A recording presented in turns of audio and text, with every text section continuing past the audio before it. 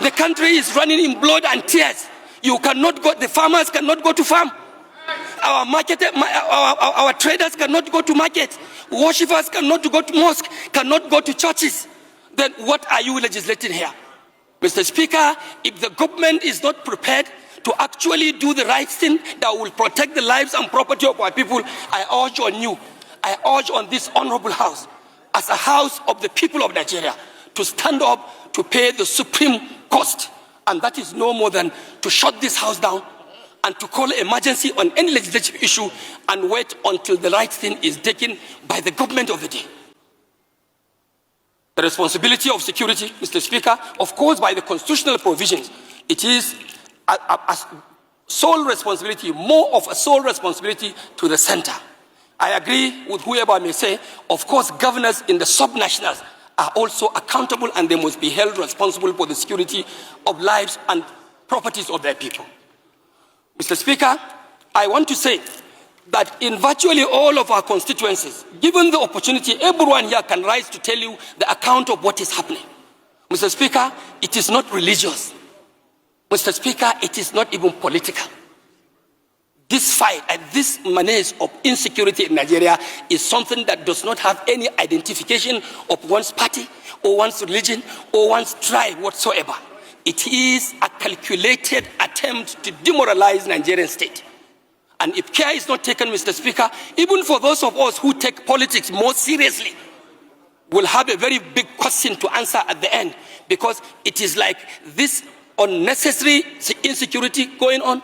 This is a high level of conspiracy targeting our political processes. As we are approaching 2027, Mr. Speaker, we will all be expected to have a peaceful conduct of our polls. How do you have that if our communities, local communities, are plunged into crisis, into banditry, into kidnappings in the churches, in the mosque, even down in the oil-producing area, which is our economic live wire? Production of oil, crude oil, is being unfortunately undermined by militia groups. So it is like a collective thing that we must put our hands on deck and call whoever is responsible, sir, to order.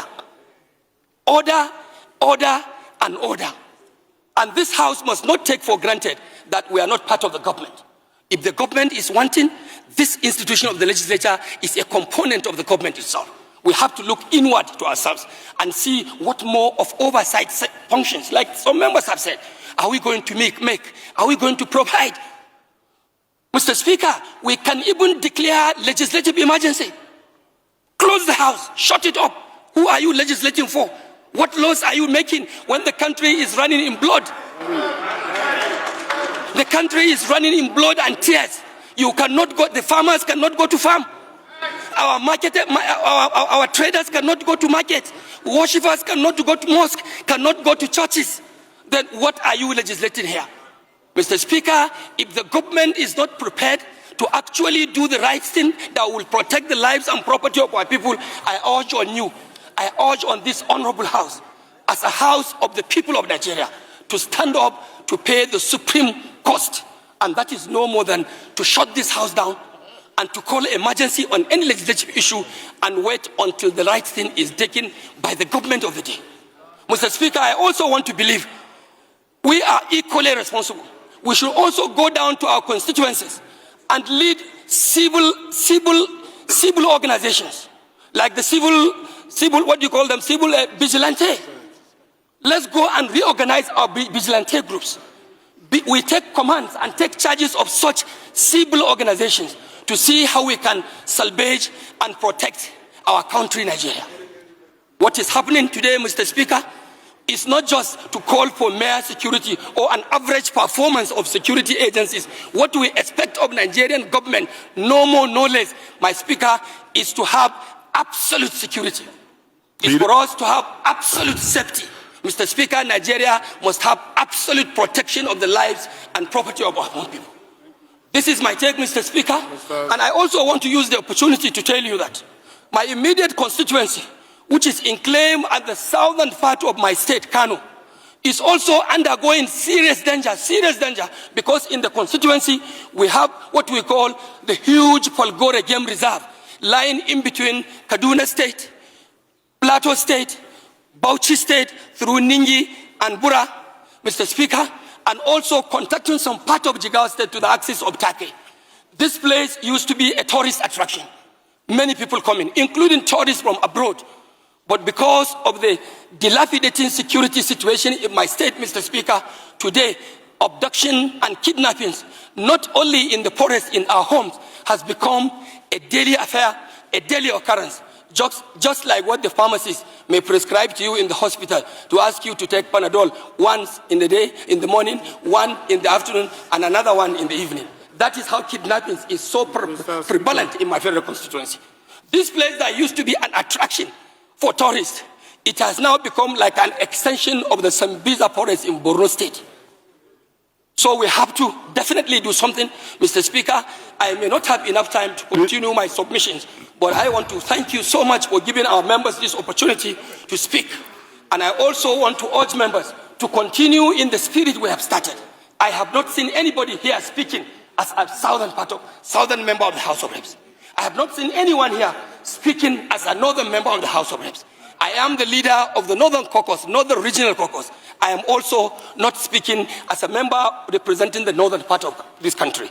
The security challenges that we are facing is a colossal one, it's a collective one that has to do with the Nigerian nation.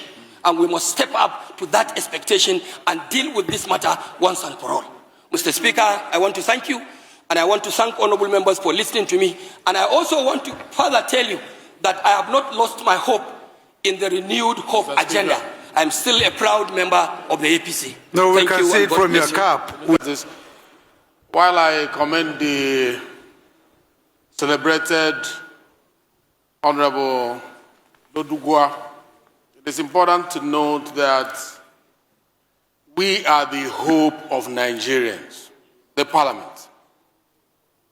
We are the fulcrum of democracy. Doesn't matter how emotional we get, it doesn't matter how burdensome the problem is. We cannot argue that the parliament should be shut down because the problem is much. This is the solution hub of the nation. I want to say that we should be careful in projecting what might be misunderstood by the people outside this chamber. Mr. Speaker, no problem is too big for the parliament to handle. We will not shut the parliament. We will stay here together because we have best brains gathered from all over the country. We will find solutions to our problems. We have faced stronger problems before now, Mr. Speaker. Last dispensation, upper dispensation, we faced problems. We never shut the parliament. It will not be this time that the parliament will be shut. We are capable, we are able, we will find solution to our problem under your leadership. We will not close the door. Thank you, Mr. Speaker.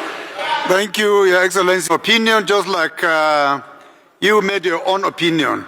What I want the press to know, that whoever has spoken is speaking on his personal standing. It's not a resolution of the House because we are not putting to vote any aspect of these motions. So it should be regarded as contributions. At the end of these debates, we will now look at all the areas and put the question and then come up with resolution of the House. So anything that is being mentioned here is just a mere opinion of the Speaker, not the General House. So please let it be taken note of accordingly. Thank you very much. The next to speak